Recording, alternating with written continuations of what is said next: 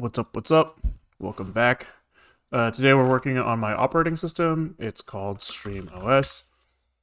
It's a x86 operating system that we've written on Stream. It's got like some features at this point. We just pop open the demo. And today we're working on USB support. So, hold on. Forgot to set something before stream. Give me 1 second. There's like a network interface that I need to have set up that I didn't.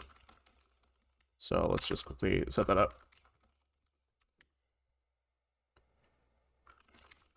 Okay, sorry. So if I open my project, I run like a little demo. Here we have like a little brick breaker game. I can like move the mouse or move the paddle around, bounce the ball. So we've got like keyboard input, graphics. I'm now, just as of yesterday, or 2 days ago, sorry, we've got like USB mouse parsing. So here I'm clicking buttons, I'm moving around, things are changing. Wonderful. That's not hooked up in any way, but we're at least like talking to the USB bus and seeing movement.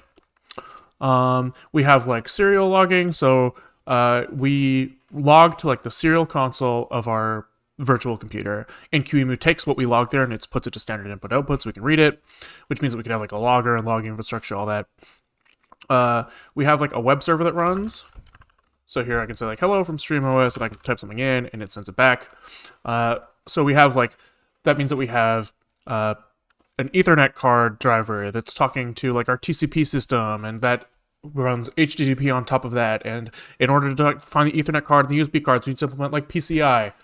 So we're starting to we have like the bones of an OS starting to come together. We have like multi-core support. So if I look at where like the CPU, the HTTP request handling, it's like running on different CPUs depending on what's available at the time. And what we're working on today is USB. So as of last stream, we connected a USB tablet to our QEMU machine, and that's because tablet over mouse, because QEMU, it means that you don't have to like capture the mouse for it to work, right? Because like the way mouses work is they have like relative movement. Tablets have absolute movement, so you can just like let the mouse fall out, and that's fine. And so what we're doing right now is we're kind of using this like rudimentary parsing where you can directly request a report from the mouse, and that's a multi-packet request. We have to like send a setup that says like, hey, could you give us a report? And then we like get the report, and then we have to ACK it. But like the better way of doing this is there are these like interrupt endpoints that they call them, which basically mean that like it's a constant stream of data essentially. So I don't have to do like a multi-packet handshake. I can just like ask it.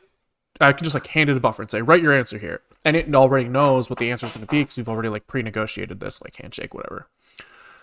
So one thing I want to do today is I want to try to like get that working. So do like proper polling of the device with the interrupt endpoint at some rate that it requests, and figure out how all that works. And the other thing I want to do is right now we're just kind of getting back this array of things, and we don't really know what it means. And so I would like to try to figure out this like human interface devices spec, try to see if we can like turn that into some useful data and maybe like start transforming that into a mouse driver that we could hook into our game or something. Yeah, so that's what we're gonna look at today. The first thing I want to do is like look at device descriptor parsing. So one of the first things that we do is we say like, hey, what are you, and like what do you support? And it gives us back like this list of shit that I think we used to print, but hold on. I think it's in our UHCI stuff. We say print configurations. Yeah, here, and I'll just switch these to info logs temporarily.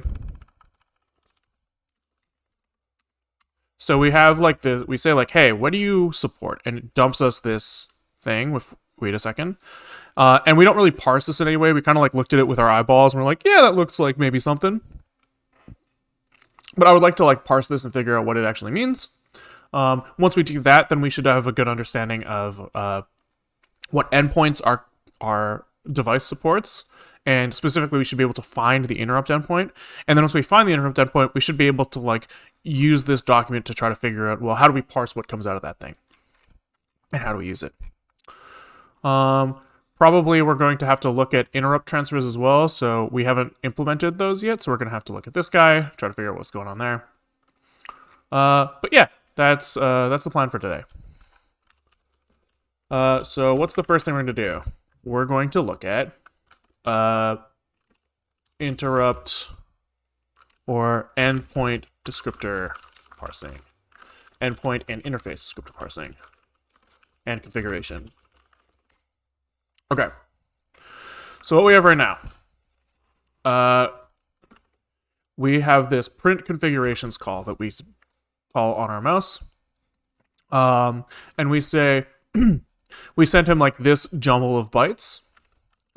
So let's see where we can find that. I think probably in the USB spec, or maybe in this OS dev page. Standard requests. Setup, where is our like, somewhere someone defines the setup request. Maybe it's in this specification. Let's just pop this guy open. Yeah, somewhere around here. We're close. Here. So this is a setup request where we have 8 bytes. W means word, so size 2, and these are little Indian. 1 means, B means 1 byte, I think. So this is an 8-byte thing, where we send it just this, where this is like, how do I show this without it getting hard to look at? So this is the request type. We say this is a device to host request. We're asking it for data. We send it a table 9.4 will show us. We send the number 6, which is get descriptor. The get descriptor request, we pass it a descriptor type, which I think we say is here, number 2. So we say we want our configuration descriptor. And then we pass in like the length of our response. And what this like get descriptor response sends back, let's see if we can find it. Somewhere in here, we should be able to say get descriptor here.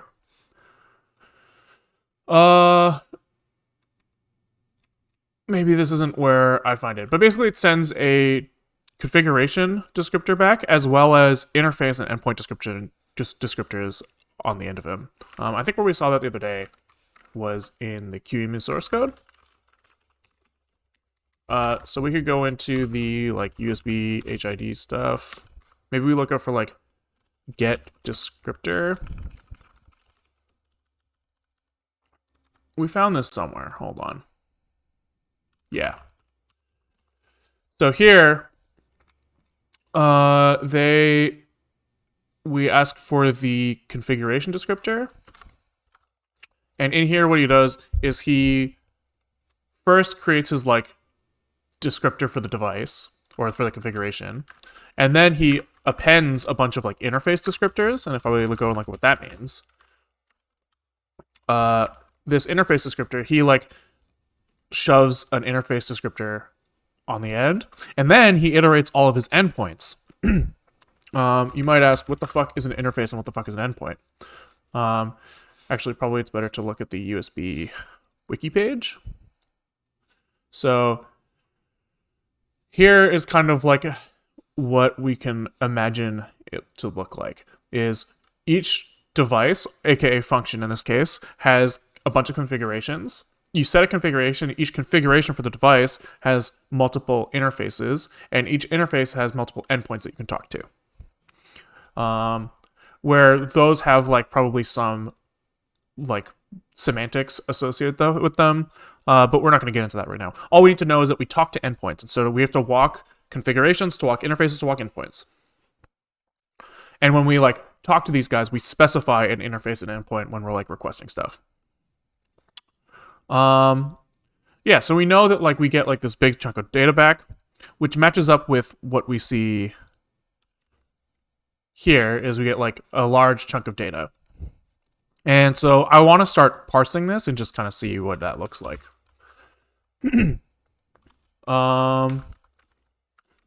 So probably what we should do is we should make a USB device or configuration descriptor. And we can just start parsing, like write a parser for it, or like write functions to translate between the bucket of bytes that we see as what back to the configuration. So we'll make an implementation for it, and we'll just start stubbing out functions for it. So somewhere, someone will tell us what the configuration descriptor looks like. Probably down here. Format of configuration descriptor. This is the device descriptor, but I want like the configuration descriptor. Binary object store, device capability. Maybe this guy. Configuration descriptor. Yeah. This is what I'm looking for. Configuration descriptor describes information about a specific device configuration. The descriptor contains a B configuration value field, which is a value that when used as a parameter to the set configuration request causes the device to be assumed to describe a configuration. So that's one of the first things we have to do. So we have to like look at the configurations, pick the one we want, and set it on the device. The descriptor describes the number of interfaces provided by the configuration. Each interface may operate independently. For example, a video class device might be configured with two interfaces, each providing two 64 megabytes per second bidirectional channels that have separate data sources or sinks on the host. Another configuration might present the video class device as a single interface, bonding the two channels into one 128 megabyte per second bidirectional channel. Sure. When the host requests the configuration descriptor, all related interface endpoint and endpoint companion descriptors are returned. So that matches up with what we just saw in the QEMU source code. A device has one or more configuration descriptors. Each configuration has one or more interfaces, and each interface has 0 or more endpoints. Okay. I wonder why you would have an interface with 0 endpoints if you can't talk to it, but whatever. An endpoint is not shared among interfaces within a single configuration unless the endpoint is used by alternate settings of the same interface. Endpoints may be shared among interfaces that are part of different, okay, blah, blah, blah. Once configured, devices may support limited adjustments to the configuration. If a particular interface has alternate settings, an alternate may be selected after the configuration, blah, blah, blah. And table 923, this is what I want. Can I like select this to copy paste it out? No, maybe not. Maybe there's a version of that table that we can copy paste from here. Which there is. Sick. So we can just kind of like yoink this and paste him in here for our parser. And then we're going to delete a bunch of shit that we don't care about. Like the words. Generally. Fuck words. I only care about letters or numbers and names. Okay. So these are like the different offsets in names of things that we're looking at, as well as their lengths. And so what we can do is we can say, I want to like convert these into functions that are going to be used to like pull the data out of this like buffer that we have inside, right? So we have this like buffer of bytes and we want to convert them into like numbers. And so like, what does that look like? Well, I guess we're going to make a function. Hold on. I'm going to like record a Vim macro to do all this for me so that I only have to do it once. And we're going to turn this into a function that takes in self by reference and returns, we'll say a slice of U8 for now. This is the number of bytes he's going to return. So we'll say self 0 something to something plus the number of bytes. And this is going to be by reference. And then we're going to take this offset that we had up here and paste him here and for the plus sign. And I think that's it. Yeah, that looks like it's giving me what I want. Yep. Okay. So now we can convert these into like numbers. So we'll kind of patch this up by hand. So this is going to say length. This is only 1 byte. So for anything that says +1 in here, so we'll say dot dot number. Anything +1, we're just going to delete those out. These guys are all going to turn single bytes now, because if they're only 1 byte, then there's only one number. Or sorry, only 1 byte, then it's a U8, I should say. So we'll just fix all these guys up. Which means that all of these are no longer returning references, they're returning copies of the data. And then the only thing to fix now is that this total length thing is going to be a U16 because it's 2 bytes. And we're just going to say U16 from Little Indian bytes, and we'll pass this guy in. But the problem is that he is a slice that has like a runtime length associated with him, and this function wants a fixed number of bytes. So we'll just say try into to try to cast this into a 2-byte array, and then if that fails, we'll say failed to cast to 2-byte array. Okay. So then we'll just make like saner names for these. This is descriptor type. This is total length. This is num interfaces. This is configuration value. This is configuration. I don't know what the difference between those are. Attributes and max power. And let's just double check that that lines up. Oh, so this one is configuration index, or string index, I should say. This is the value, and yeah, the rest of these we can ignore. Okay, so now what if we want to like print out this thing and like actually look at what it says for humans? We can implement this like Rust trait format debug. And what this will do is when we try to like shove this into a log or like a print or something, if we use like the debug formatter, it'll just print out whatever we define here. We're going to copy paste all of this because we have these like functions that we're going to want to call. We're going to want to call all of them. And I think here what I'm going to do is I'm going to filter out any line that isn't a function name, because I think that's all we care about here. So I think you just like to do v/function delete. Yeah, so now we have only functions in here. And now we can do the same thing where we like make a macro to like iterate through all of these things. And I actually think that there's something called like debug struct on the formatter that will like automatically print this shit out. Yeah, so we write like a field name and its value. So this is all we have to do here is we take this guy and we say debug struct. And we're going to have each of these things is going to convert into a field. The struct name is USB configuration descriptor.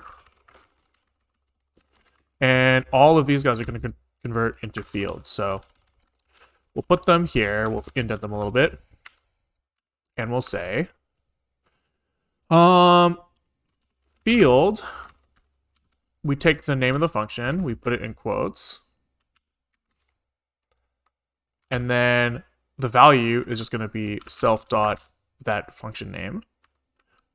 There's nothing in these brackets. And then I think we're good. Yeah, that looks like it's doing what I wanted. Cool. And then we just delete these other fields that we didn't need.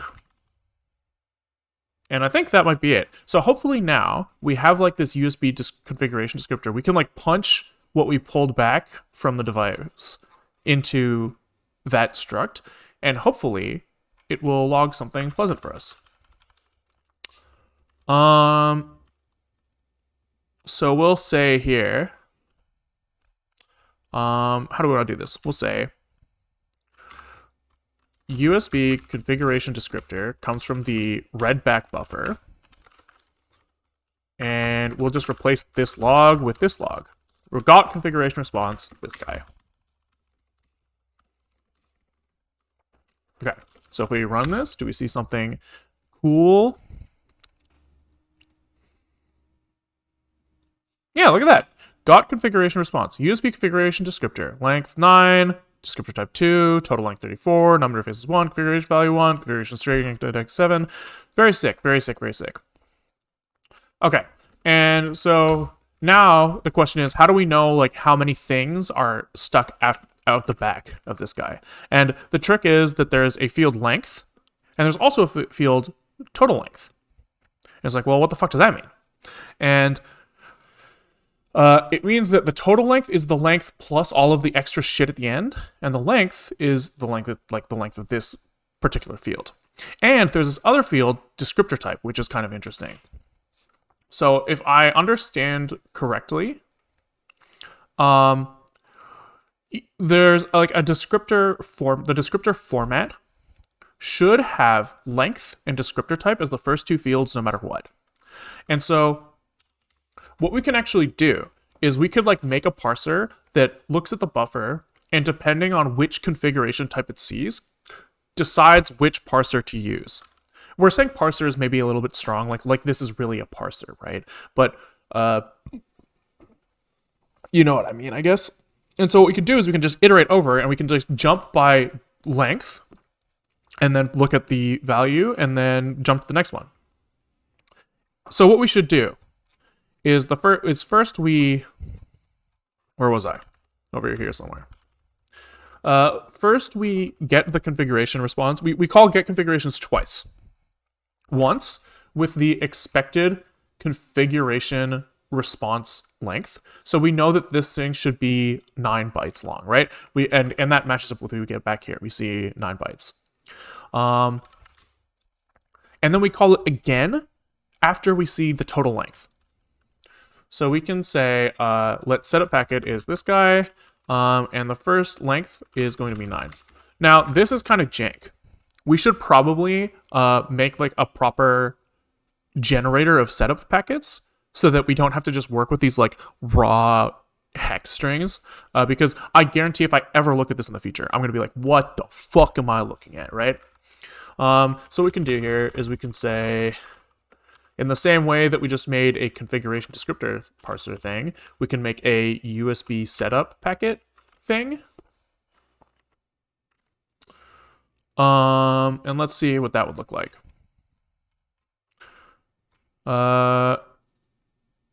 So this is the setup thing. We'll say USB setup request, I guess we'll call it.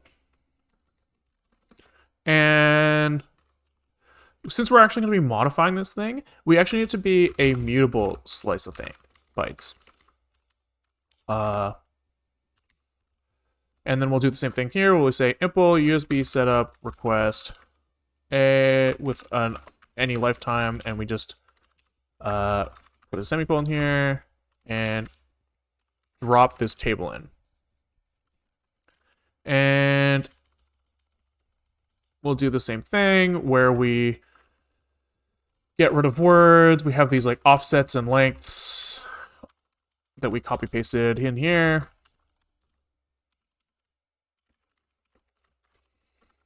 And we can just do the same shit where we record a macro to generate transitions to functions, etc., etc. So here we say, this is a function. He takes in self by reference. He returns a U8, probably. The value that we get is going to be self.0. And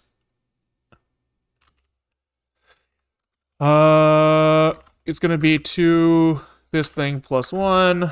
We pull the number out. We paste it in here. We delete. Oops. And we paste it here and here. And hopefully that's a valid macro. Nope, it doesn't like the macro I recorded didn't work, so we'll try this again. We'll say function b request. He takes in self and returns a U8. Which is self.0, this offset to this offset plus 1. There we go. That's valid. Okay. Cleanup to do. So anything that's +1 is a U8. Anything that's +2 is a U16. So these are U16s. I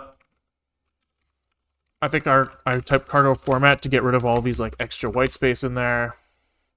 Nice. And then here, these U8s, we return these guys. Fix their names. This is request type. Request. Value index length. Cool. And now what's next? These guys need to be converted into U16. So we say U16 from little Indian bytes. This converted into a compile time checked array. And we say failed to cast to 2-byte array. Probably we should like include the file line or something, but I think that Rust will do that for us automatically. All right. And then I guess we will want to add setters for all of these guys because we're generating these. We're generating these manually. The question is, do we want like this to be a mutable thing inside? Yeah, it doesn't really matter. Doesn't really matter. Okay, so how do we want to do that? We'll take each of the things that we've generated here. We will copy paste them, turn them into a setter that requires a mutable reference to self. And here he's going to take in the value and he's going to say this equals val. And he's not going to return anything anymore. And does that actually work? It might. Yeah, cool. Okay, so now we have setters for everything, and we just have to fill in on these setters for the U16s. These guys aren't right. So these values are going to be U16s.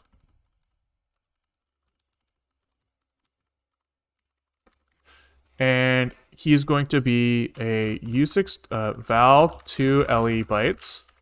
And he's going to say that self.0 2 to 2 plus 2 is equal to this. Does that work? Do I need to put like a little reference on him? And delete the U16 return type. We're close. Let's look at the compile error a little more closely. So he expected U8 found and U8 2. Oh, do I have to do like, how do I assign slice to other slice? Rust assign slice. There's a way to do it. Split at mute. No, that's not what I'm looking for. Copy from slice. Yeah. So this is copy from slice, this guy. Cool. And so now I just have to copy paste this, but for the right values. This is 4, not 2, and this is 6, not 4. And fix the return types again. Cool. So now we have setters for these like setup packets. What these things are is not really that clear, but that's okay. We will probably fix that up with like functions to generate each of the different types. I think is probably what we're going to want to do. So where did we start doing this? We were looking at like the configuration, print configuration. So we were saying like, well, we want to like alter this setup packet depending on the length. So we'll start by saying function generate setup generate get configuration descriptor. And he will return, I guess, we actually have like not only the USB packet, but also the like extra USB overhead stuff to, how do I say this? So everything on the bus is like host controlled. So when I say, could you give me the configuration, first I have to tell him that I'm like asking for configuration. That's what this like setup packet's doing. He's saying like, this is my request. Please give me the configuration of this descriptor. or the descriptor, configuration descriptor for this device. Then I like package that up into something that I hand off to the USB controller that will actually do, like, put those on the line. And then I put another packet in that says, like, here's a buffer for you to write your response in, and please write your response. And then I put another one in that's like, yep, got it, good to go, because he needs to know that I got the data, or else he's going to try to resend it or something. And so probably what I'm going to want to return here is I'm going to want to return this like chunk of work together, which is a list of heap allocated transfer descriptor storages, i.e. the like command to the USB controller card associated with the data that he's going to be writing into or reading from. And this is going to be failable. Or maybe I won't make this failable, because I think that any of the failures here are going to be a result of a programmer error, not a user error. So I think I can just like assert and crash the OS if it fails. So I'm just going to copy all of this shit into here. And now, instead of my setup packet being this guy, I'm going to actually use this, wherever we just wrote this, USB setup request thing to try to like set the fields more appropriately. Yeah, so let's do that. So we'll say, we know that the size of the request is 8 bytes, 9 bytes, 8 bytes, 9 bytes. Let's double check here. 8 bytes, because this is our 0, 1, 2, 3, 4, 5, 6, 7. Yeah, 8 bytes. So here maybe it makes sense to go like const size is equal to 8, so that we know. Then we can say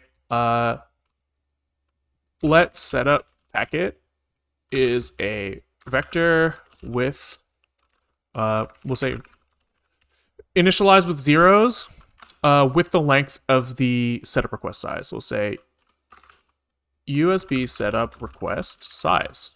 That seems reasonable. Maybe. And then we'll make this mutable and we'll say USB setup request setup packet. And we'll put this in like a scope and we'll say let parsed packet is this. And then we can start setting all these guys. We'll say set request type to 0x80. This is also still not great. This should probably take in and return like an enum or something, like I don't really know. This should be more than just us remembering these numbers. So maybe we should put a fix me here and say like request type should be a more complex type than U8. But we know that this takes 80 for now because we're doing a device to host standard device request. What else are we doing here? We're setting the request number to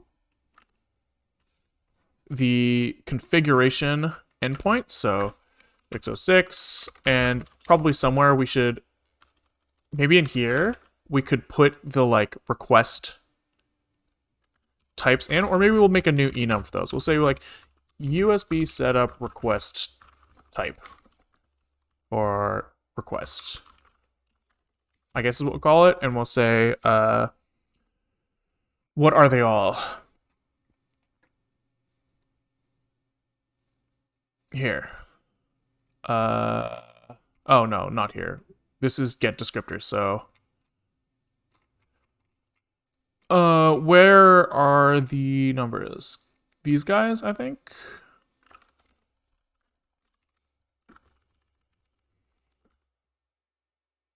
Yeah. So here we'll say this guy is equal to this number. And we'll make these U8. We'll say repr u8, and then we should be able to like cast between them cleanly. Let's also make them have rust case.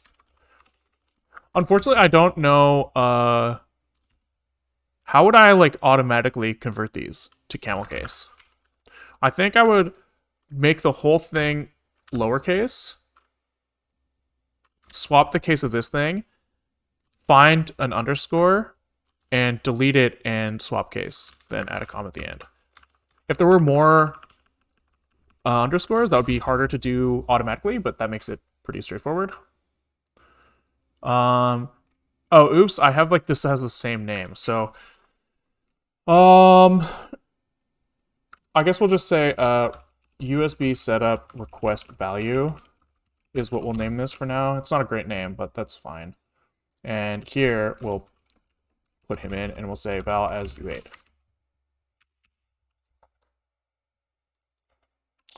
And I think here we can probably say this is a USB request value, and we can just convert this. Oh, he doesn't let me cast that way. Only from the enum to the type. So I guess we'll just do it like this. That's fine. That's fine. That's fine. That's fine.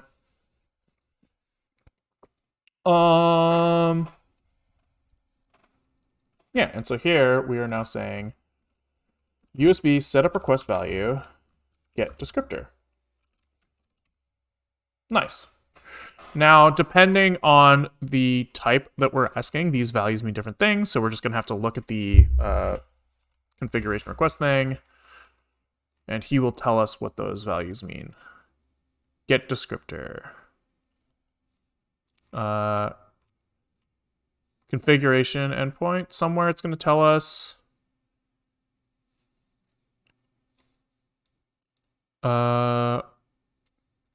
Descriptor type, descriptor index. Oh, sorry, get descriptor. Descriptor type, descriptor index. So I think we just say set value to 2 is probably what we did here. Yep, that matches here. So we'll say parse packet set value 2 for oopsies, configuration. So maybe we'll also do a USB descriptor type, I guess is like a good word for this. So that we can pass this in like this, and we will just kind of yoink this guy and paste him in here and do the same shit. Where we say, make this a lowercase.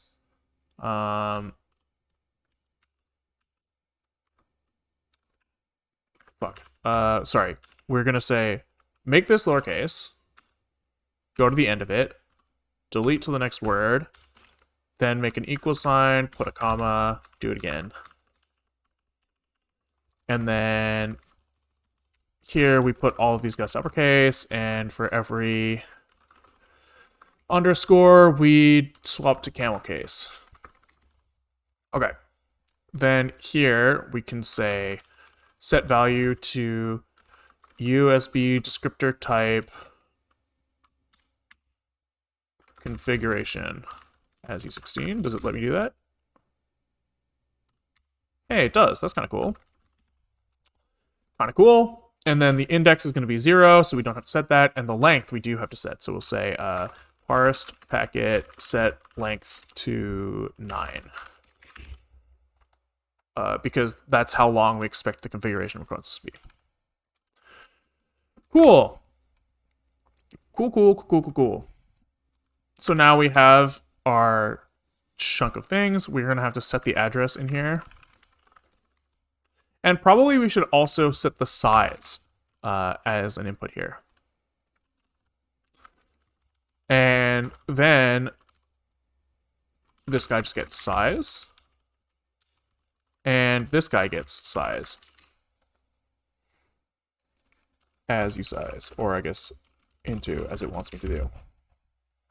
Cool, then we just return these together. So we say, here is my setup TD, my read TD, and my act TD, back to back to back.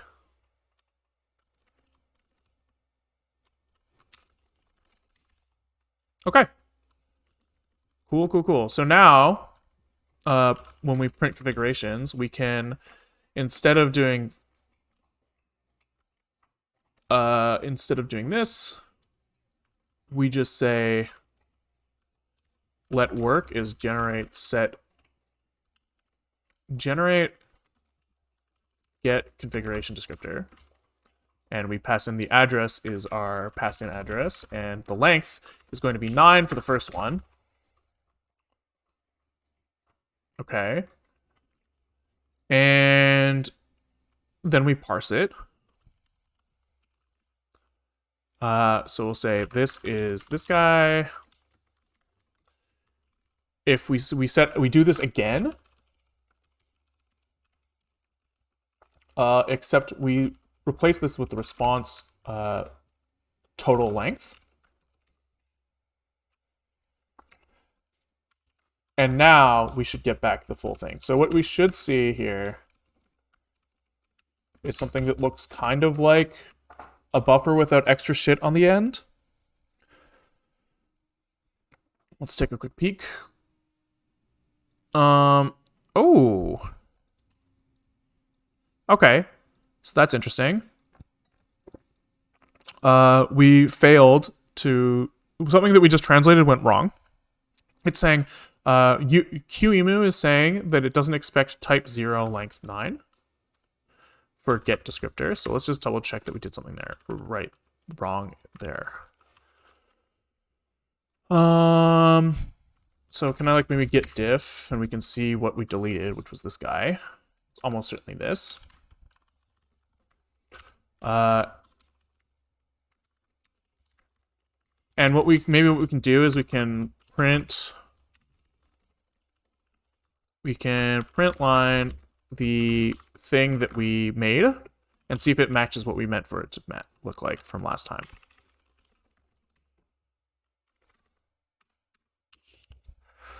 So we compile, we run, we look. Oh, fuck.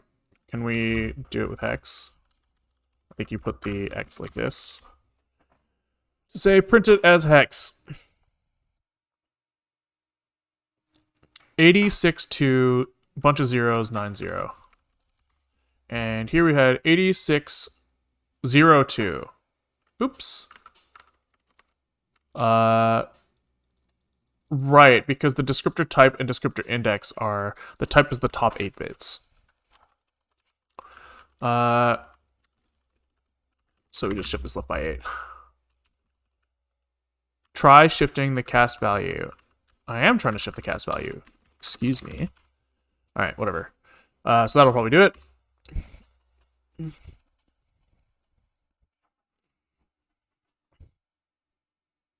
Yep. And here we do get back this thing, and it should be 34 like in length. And I don't really want to count, but I think it probably is.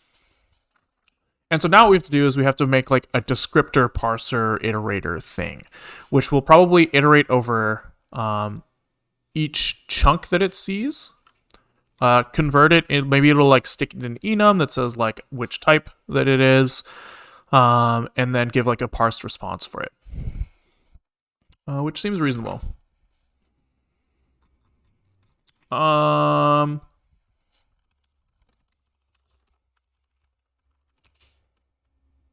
Yeah, let's do that. So what we can do is in the same way that we have this like USB configuration descriptor, we can maybe make one that's like an iterator. So we'll say USB descriptor iterator.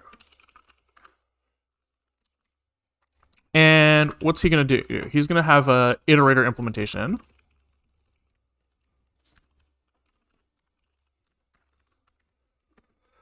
For any lifetime, we don't really care at this point. We need to implement the next thing, which is going to say like, well, how do we get the next value out?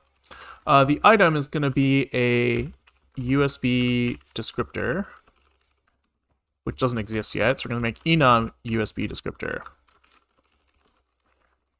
And I guess what we'll do is we'll make one type that's unknown for now.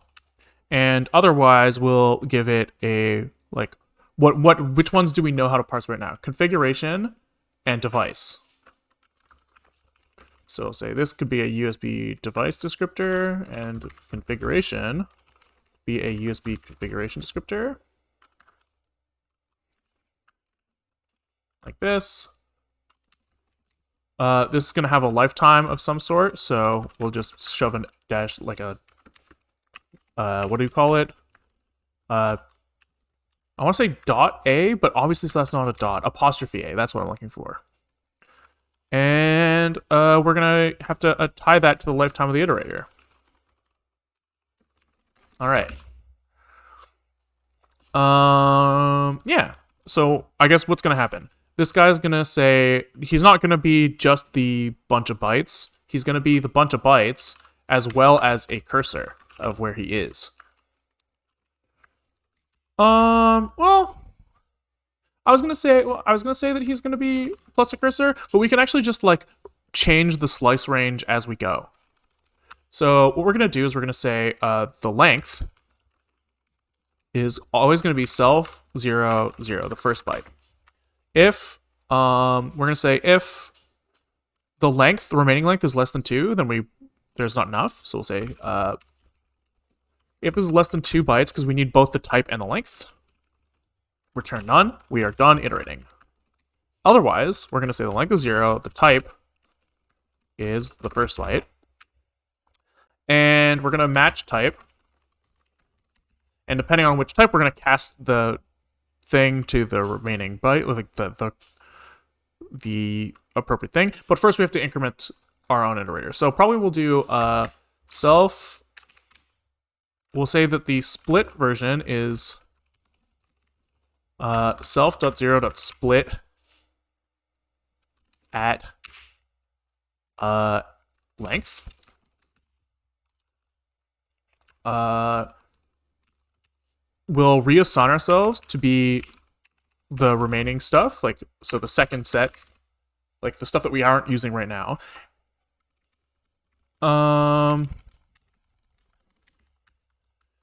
Then we match the type, and depending on the type, we provide the first half to one of these other descriptors. So we'll say device is, I guess this will tell us. Yeah, let's do it like this. So we say delete word, 1 goes to the word that we just deleted, and we delete the rest and go to the end of the line. Okay. And the only thing we could support right now is device and configuration. Everything else goes to unknown. And all of these have to be USB descriptor. : Okay. And then for these, we just say USB device descriptor split 0. Okay.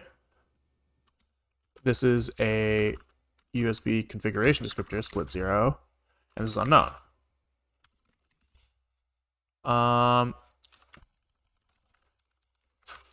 And we would say we found something successfully. Cool. I wonder if this will work. It seems like it might. So now I go back to where we're like printing all of our configurations that we get out, and we just say for descriptor in USB descriptor iterator with the response, which is the second item in our bunch of work that we passed in, was the read response. We can say info got descriptor, and we can just log the descriptor.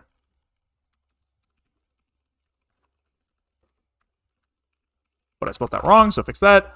And he's claiming that this doesn't to implement debug, which is true. So I can just say derive debug, please.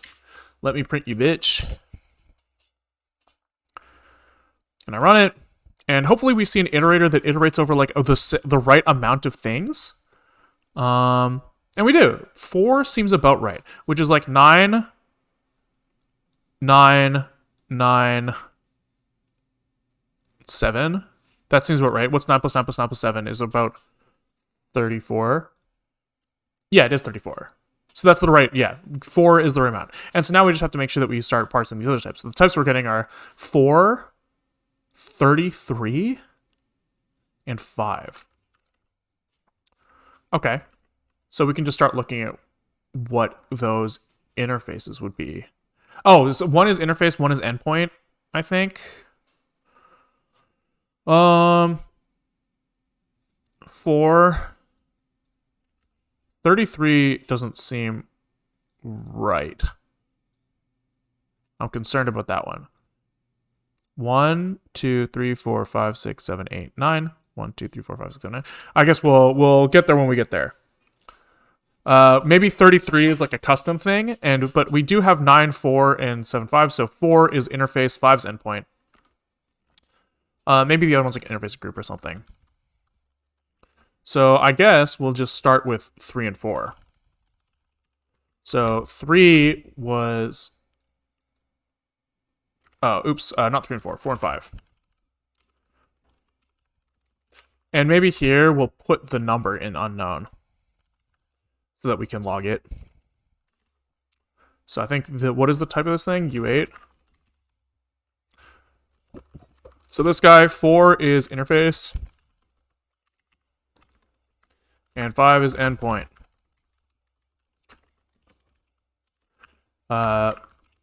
Which means that we need to replace it with interface and endpoint descriptors.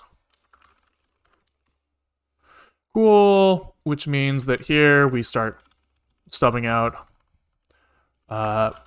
interface and endpoint descriptors.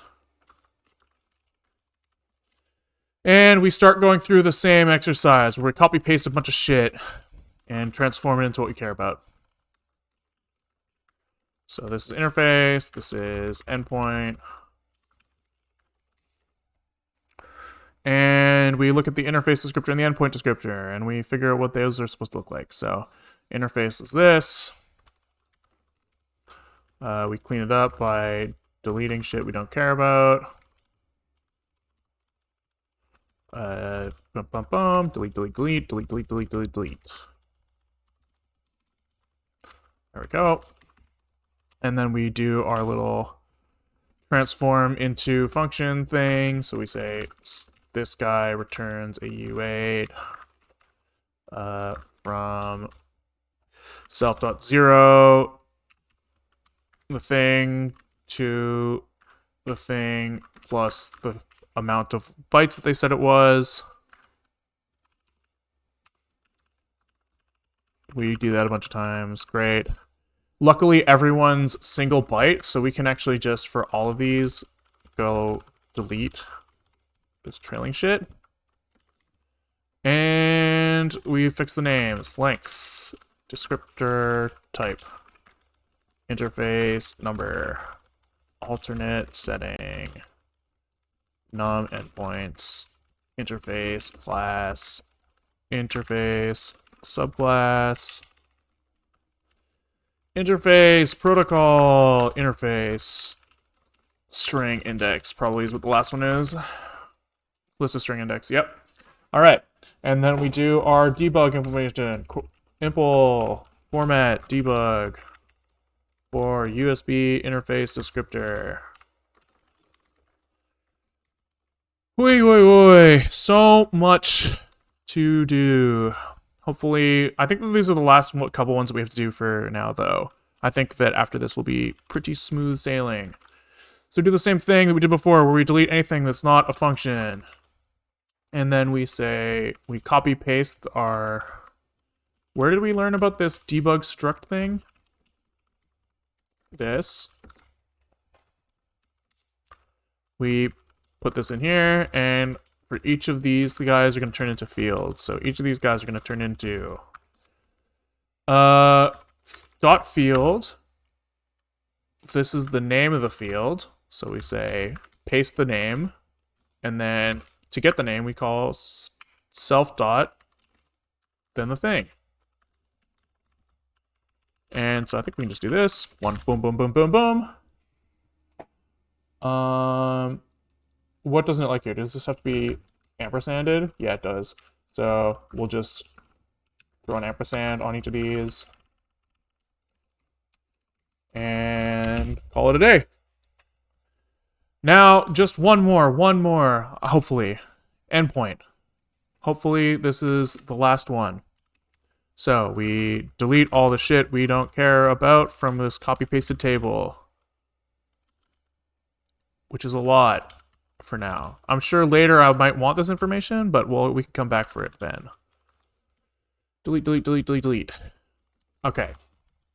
So we turn this into a function that takes in self, returns a U8. And maybe what we'll do this time is we'll say self.0, here's the thing, and we will just put this guy back as a comment for how many bytes this is.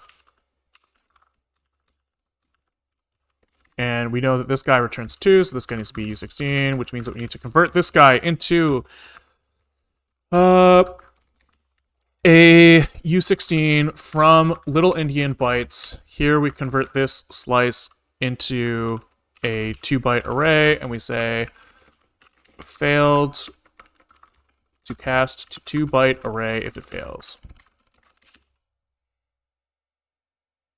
And close the bracket. Then we fix the name. So this is length, descriptor, type, endpoint, address, max packet size, interval. So what I thought we were going to see here is when we look at this like interrupt endpoint descriptor thing for the HID parsing, it says that we should find an HID device. The device must support at least one configuration. We should scan the endpoint descriptor, searching for a descriptor that indicates an interrupt in type. So what I'm confused about is nothing in here is talking about interrupt. Oh, it is. It's one of the parts of the attributes. I see. Which is in 0, 1, 2, 3. Did I just delete 3 by mistake? I definitely did. Oops.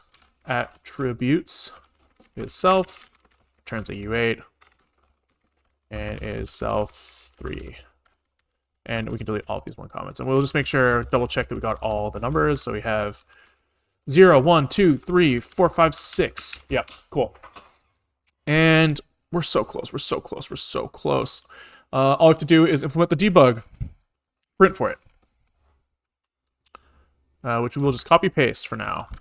And this goes from interface to endpoint. Oops, we actually here forgot to write swap from configuration to interface.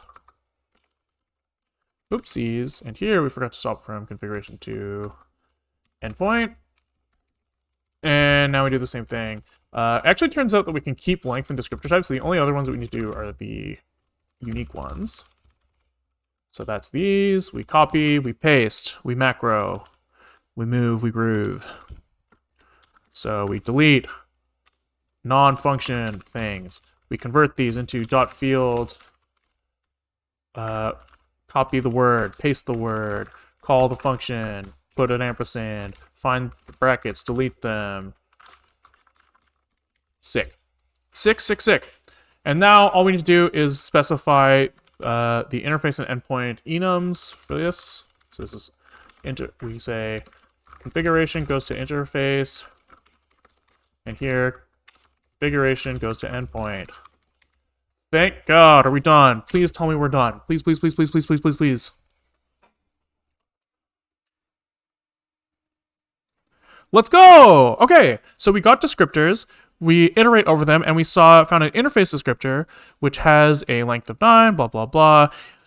Interface class 3, which is the HID class, subclass of 0, interface protocol 0, and an endpoint. And probably if we look at the endpoint attributes, we see the number 3, which lines up here with an interrupt endpoint. Very, very, very fucking cool. So now I think that probably what we can do is we know that this is an interrupt endpoint, and we can probably just send an input packet to it, and we would probably get back what we want. And we just have to use the max packet size as the size. Now, okay, I think we're pretty done on interface endpoint descriptor parsing. And the next thing to do is going to be actually working with the HID human interface device itself. So we'll say here, interface HID parsing, I guess is the next thing to do. Now, there is a thing that I wanted to do to skip some work here. Because doing less work is always beneficial when you have the amount of focus that I do. And so what I wanted to do was I wanted to avoid some of the complexity around human interface devices. So the idea is I might be a mouse, I might be a keyboard, I might be a joystick, I might be a glove, I might be like a steering wheel, right? There's like all sorts of like inputs that you have over USB that you use to control things. That might be like my Xbox controller, right? There's all sorts of things. And each of these guys has like different inputs and outputs. And so like they didn't want us to have to write a driver for every single device, right? I have 4 triggers, I have 2 triggers. Like who fucking cares, right? You have triggers. And so what they did is they made up this like specification that says, hey, here are like the types of things that HID's human interface devices will support. And what you can do is you can like generate a tree that is those like tells us what those things are and where they are seated in your how do I say this? Like in the response descriptor, like where they sit and where like this is like the data format, these are their ranges, etc., right? And then they're like, oh, fuck. BIOS manufacturers, like, they're not going to implement these. They don't give a shit about writing, like, lots of code. They just want to write a BIOS, right? They just, like, and do the minimum thing required. And so what they have in here is they have this thing called the boot protocol. And they basically say, hey, the boot protocol is, like, if you say you support the boot protocol, the first 3 bytes for your mouse will always be the same, no matter what the rest is. Let's see if I can find that.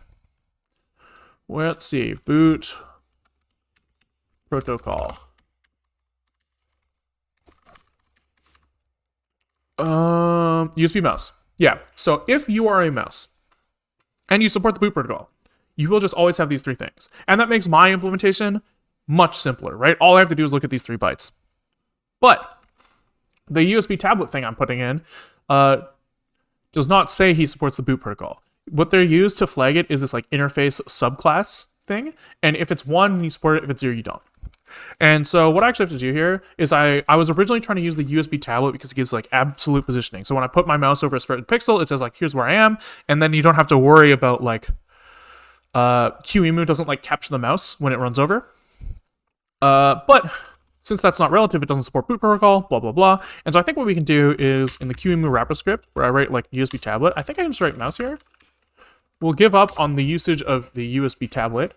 And now, hopefully, I should see a subclass ID for this interface. 1.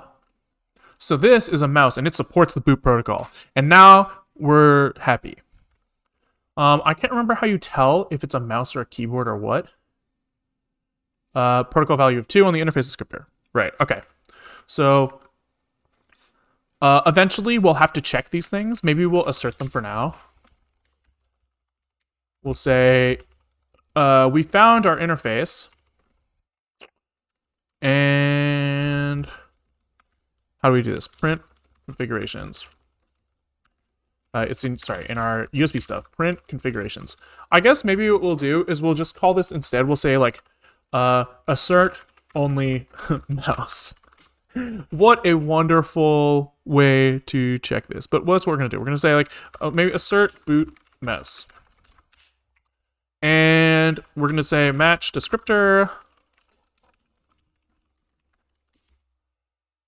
And we're going to say USB descriptor interface. And we're just going to say assert that the interface subclass, let's see, what is it? It's interface class, interface subclass, interface protocol. So the class is equal to 3. The subclass is equal to 1. Supports boot protocol. And the interface protocol is equal to 2. Mouse. HID. Okay. This is obviously Garbo, right? But it's what we're gonna do. Do we fuck something up here? We forgot an arrow, probably. Yep. And these equals equals need to be commas. Okay.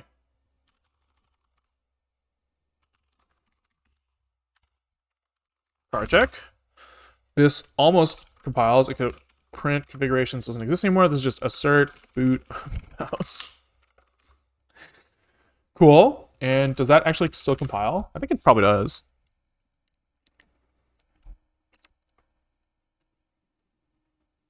Yep. Cool. And I guess here we'll just debug log all our descriptors. And then if it asserts. It'll be clear.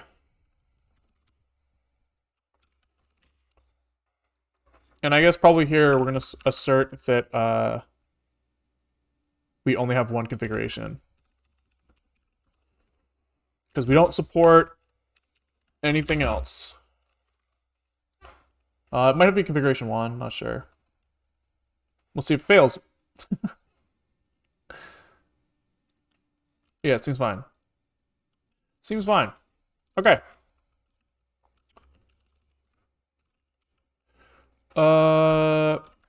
Cool.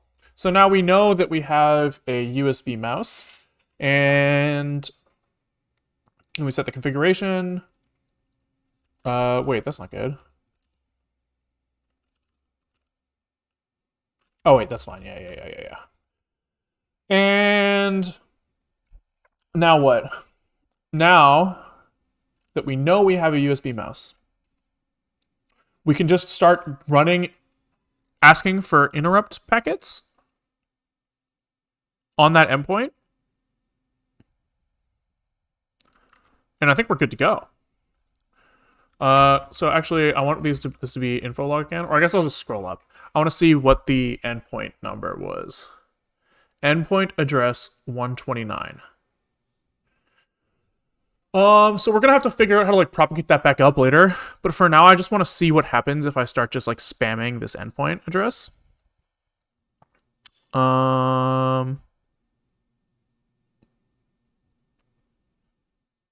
Yeah, that's probably what I want to do. I want to just start spamming and see what happens. So how do I specify the endpoint address in my like USB packets shit? Somewhere we have this like generate transaction descriptor or transfer descriptor, which is the USB host card. You tell it the address, the endpoint, etc. And it will tell you, like, it will handle the packetizing that it needs to do to make sure that that's the device that gets it. And it looks like I just have endpoint on here already, and I can just probably just... There's a good chance that if I just here in this list, this setup here, I say let packet is equal to vec with 8 bytes, I think that's probably what we saw here for the max packet size. Max packet size 4. Oh, we only need 4. Okay. We can probably then generate a transaction descriptor that is an input with zeros for 4 bytes. and we just have to send it to the right transaction, to the right endpoint, which we saw over here was 129. So I guess what we'll do for now is we'll just assert that the endpoint has that address for now, so that we don't forget. We'll say endpoint dot address is 129. I think that's the right thing. Maybe endpoint address. That's the one. That's the one. So we just say, hey, read that. And we'll just also assert that the max packet size is 4. Obviously, we're going to have to propagate this shit back up, but we're going to deal with that later. This gets attached into a vector, and we do the work. And then we say, info, what the fuck did we get back? Just tell me. And maybe that's it. We'll see. There's a good chance something went wrong here, but I just want to see. Assertion failed. Val is less than 16. Oh, that's a good point. Okay, so where do we have that? We have in our endpoint, probably when we set the endpoint, we assert that it's less than 16 because this is not enough for the number 129. Right? But maybe I meant to do less than 1 to the 16 because this is a 4-bit value. No, that seems right. This is only 4 bits in the transaction descriptor, so let's just take a quick look at that. The address on the USB device. Aha! Here we need to cast out the lowest 4 bits. So, we subtract 128. So this is endpoint number 1, actually, not 129. The 129 is split into 128 plus 1, which is 0B1, 00001 or something. I don't know if I got the number of zeros right.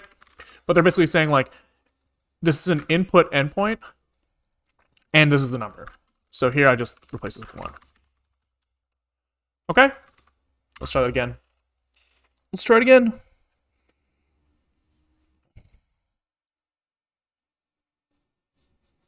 Okay. So we're not seeing any movement ever. But we are seeing when I press the buttons, I am getting that. So now the question is, how the fuck do I make movement work?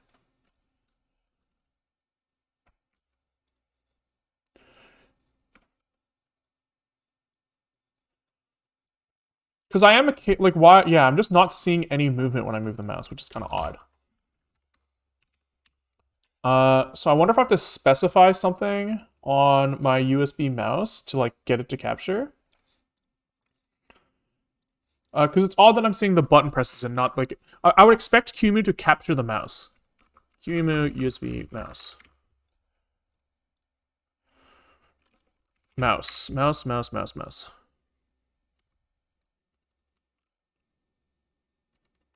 Oh, that's kind of interesting. That's kind of cool. You can record the USB transfers and like Wireshark them later. That's going to be useful in the future, almost certainly. QEMU not capturing mouse.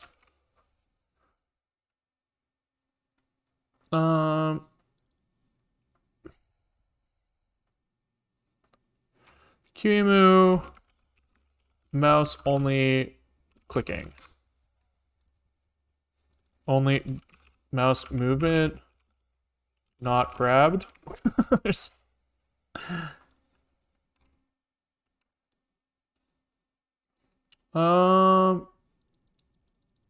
it's the key combination control alt to change mouse and keyboard grab by the host or guest. It's the guest who grab. There is a message in the title bar to explain how to return control of the host without the monitor option.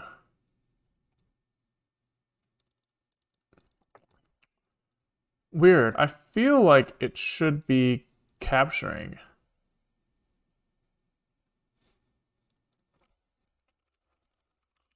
Oh, we actually don't need this EHCI card. I'll get rid of that. But nothing else in here is jumping out at me.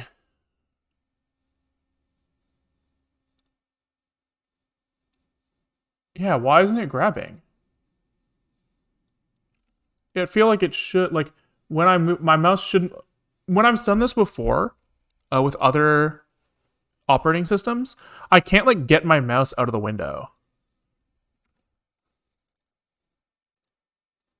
It's also weird that, like, I have seen a mouse movement at some point.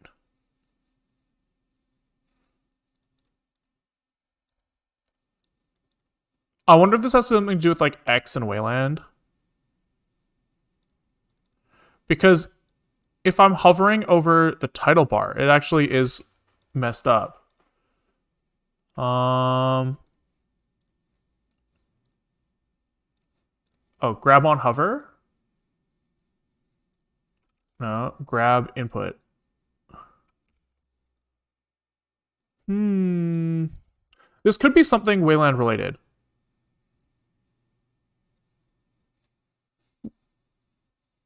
If I hold click,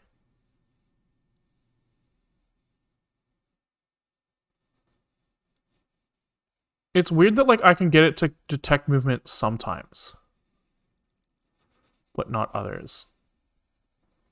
I wonder if it's also because I'm polling too quickly. It does say that, oh, hold on. Am I polling quickly or not quickly enough?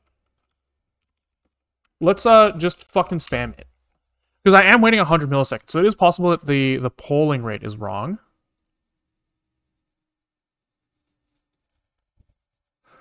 Oh, and oops, I'm also...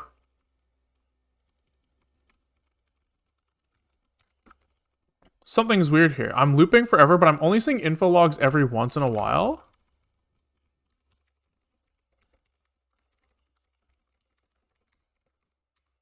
Which is kind of odd.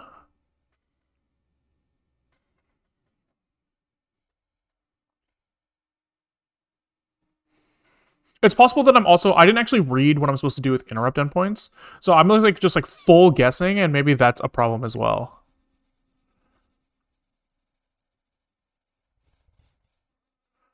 Yeah, let's maybe read.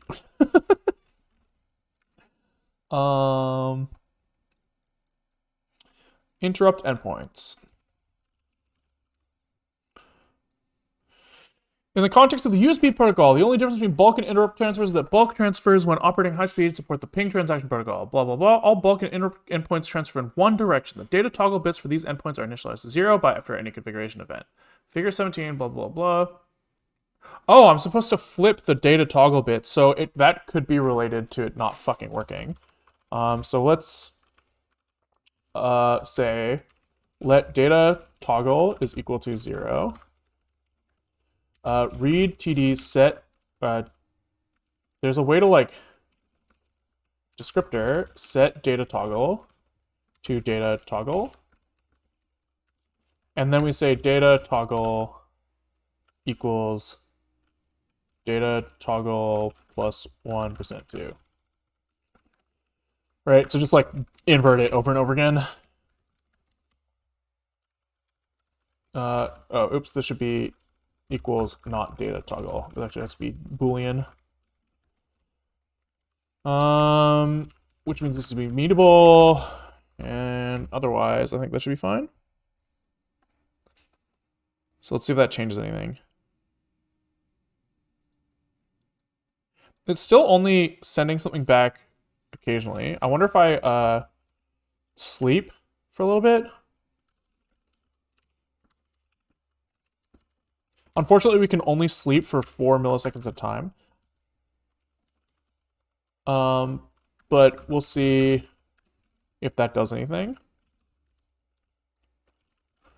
So say self.wakeuplist.await. We shall see.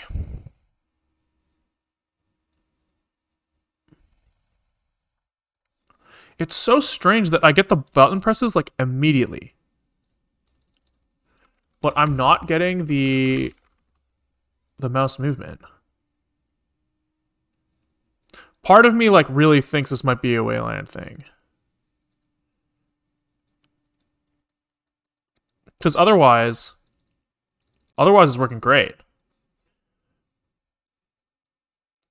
So I wonder if like I wonder if there's like something to look up there.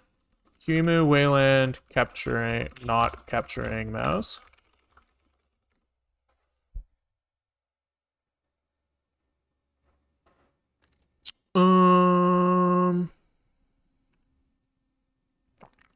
No, nobody's really saying the same shit. It's also just fully possible that, like, I'm doing something wrong. But the fact that I'm getting the mouse presses really indicates to me that I'm, like, getting the right data. I'm gonna try just doing a bigger buffer just in case. But I also did see at some point, I did feel like I saw some movement. Like, how did I get it so that I forced it to notice me? Oh, see, like, whatever I did there,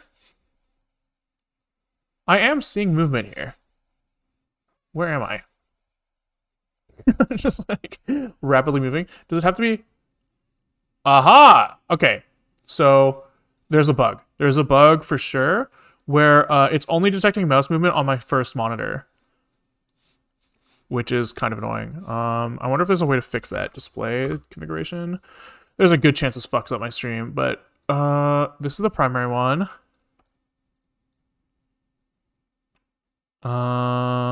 Fuck. That's really annoying. Because I would have loved for this to be something that we could demo on screen. But you know what? I think that there is, like, that's really good indication that this is actually fucking working, right? Like, that's sick. And what's also kind of cool is that we're only seeing the packets come in when there's actual movement. So there's probably something about interrupt endpoint descriptors that, like, probably consider their transfers failed unless it was like there was actually something to say, which is kind of cool.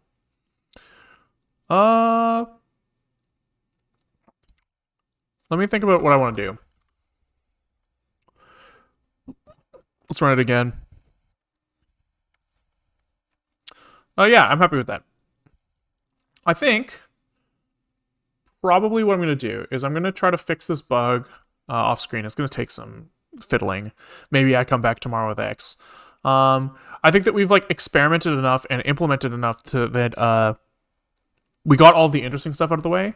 And I might try to do some piping off screen to get the mouse movement up into somewhere visible to the user. Maybe I'll do it tomorrow on screen. And I think, like, to tie off this chunk of work, the last thing to do will be to, like, make, like, a real mouse driver that uses this data to like, propagate the mouse movement to, like, the brickbreaker game or something, and then we could, like, move the paddle based off mouse movement or something. So I'll probably come back to, yeah, we'll come back tomorrow for that, I think, is the play. Thanks for watching. This has been fun. If you liked what you saw, I stream most days around 1 or 2 o'clock Pacific time on Twitch. And if you're watching on Twitch and you miss or you want to catch up, there are YouTube VODs that will go up with a YouTube linked in the Twitch description. And if you're watching on YouTube and you want to come by on Twitch, say hi, whatever, there's a Twitch link in the YouTube description.